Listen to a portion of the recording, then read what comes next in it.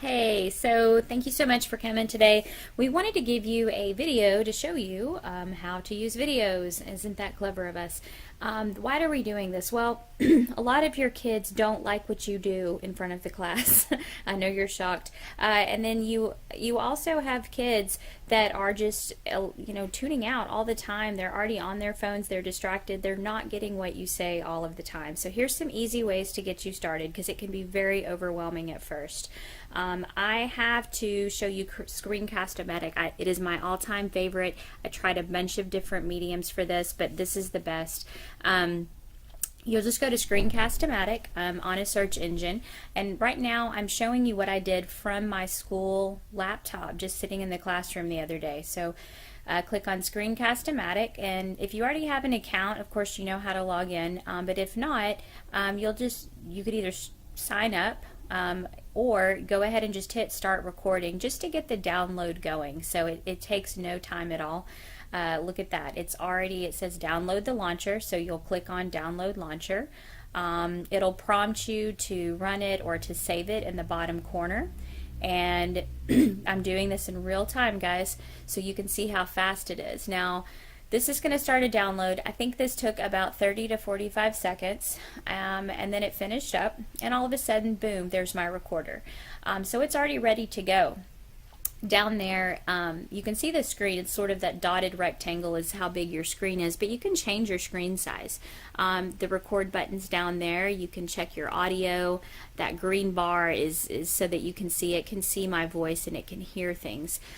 All sorts of buttons to play with here, but you don't need to play with all of this. Like this screen, I don't even ever use, but it's there if you want to tweak things and play around. I'm very basic with my recordings, so I just set my screen to how big I want it, and then I hit record. So the way that you can move this thing around is you can grab it in the middle and just kind of scoot it side to side. You can go to the outside of it to make it larger if you like. I'll do that here in a second. But you can pull up anything. You could pull up a PDF, you could pull up a PowerPoint that you might have and just record a PowerPoint in real time. I'm going to show you my favorite, which is OneNote. If you haven't played with OneNote, you have not lived. It's on your school laptop. Go to the bottom corner and click on the Windows icon and just start typing OneNote, and you'll see it up there at the top. You can click on that, and the first time you open it, it won't look like this. This is mine because I've already been in OneNote a few times.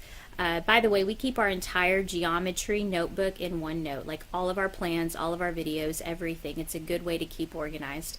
But this is where you'd set your screen on a blank screen, and you can, if you go to your own, this is probably what yours will look like the first time. It'll give you kind of a Cliff Notes for OneNote, and you can find a blank page if you like.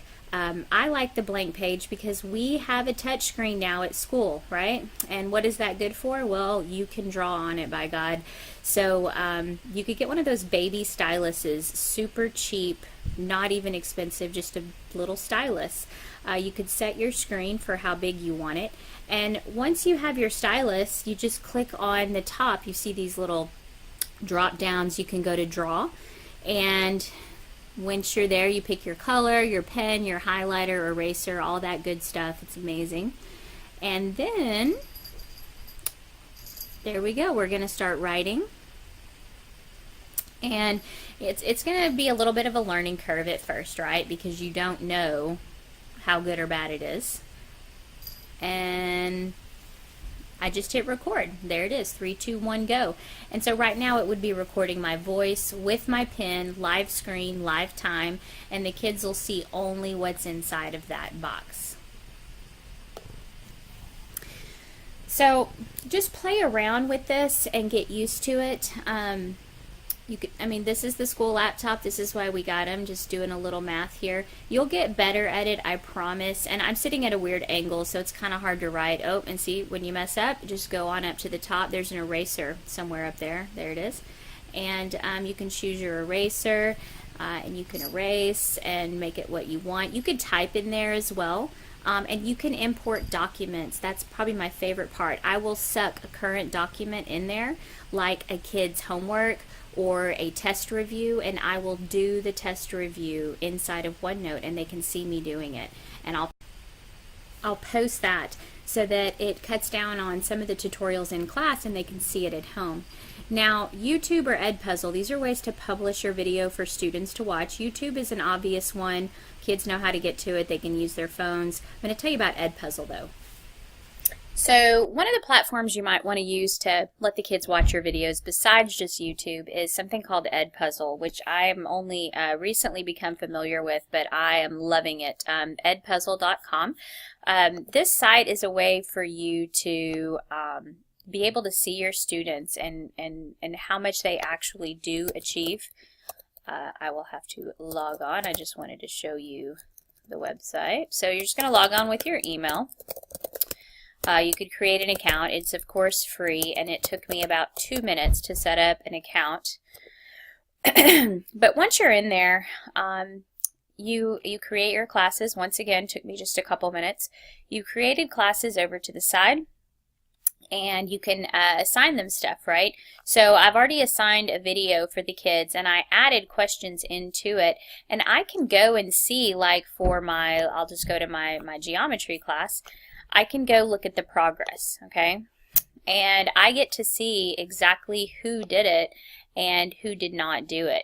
Oh, look, my own son didn't do the video. Shocking. Anyways, you get to see when they did it, if it was on time. You get to see their responses. So I had embedded some questions as they watched, and they were answering them. So I can come right here and pull this and see if there's a particular kid that I'm like, ooh, do they know what's really happening? And I could look at them.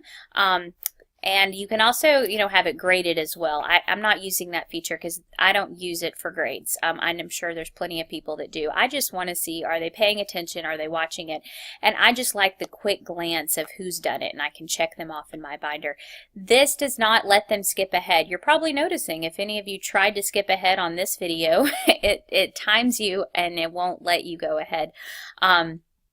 And any of those questions or pauses that you've had throughout this video came from EdPuzzle. It's super easy, so I just wanted to show you, like, okay, if we go back, if we wanted to do an assignment, I could search other people's videos. I could pull in my own video from YouTube. You could go to Khan Academy. I mean, look at TED Talks. Look at all these things you can pull from, and then you just embed your own questions on it. It's so easy, y'all. So let's say I wanted to go to YouTube and have them watch, what's something fun that we might let the kids watch? This is a risky move, but let me try Family Guy School, and you would just say use it. And you can watch the clip before, or... I'm just going to see what happens here. I just want you to get the idea. You'd play this, and as it's playing, you could insert a question. Okay, so I just want to show you how easy this is. So let me play this, and as I'm playing it,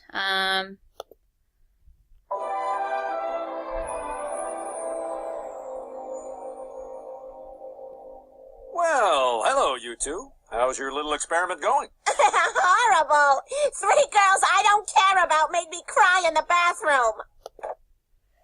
So at this point you could pause and you could say, why add questions during the video?